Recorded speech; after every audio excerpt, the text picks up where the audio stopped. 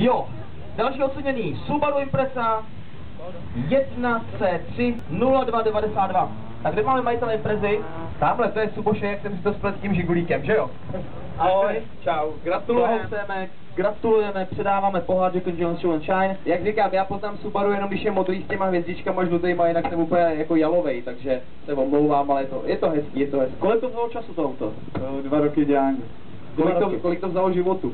No. Aspoň těch zaječí. Přejel jsi někdy nějaký zvíře? Ne. Fakt ne, jo. Já jsem normálně jednou přejel kachnu. Barvíš ty vlasy jako z toho, jak jsi to zešedivěl, než to zvládnul, nebo to je takhle už normálně? Ne, nebarvím. Takže nakonec to bylo bez problému. Jaký byly nejtěžší úskalí toho přebudovávání toho auta? No, asi lak. Lak a... to asi. No a takhle, když na to někdo podívá ve městě, když jedeš, nebo někde, koukají potom lidi? No, hodně. Kolik? O to tady asi jde, ne? Kolik to paští? Já jsem vždycky slyšel, že ty Imprezy papají úplně strašně, že to žere třeba 20 litrů. To ne, tak 12. 12 litránků. Tak to ještě jde. Za tu cenu to stálo, ne? Máš jí doma Subaru Impreza. Ještě jednou gratulace.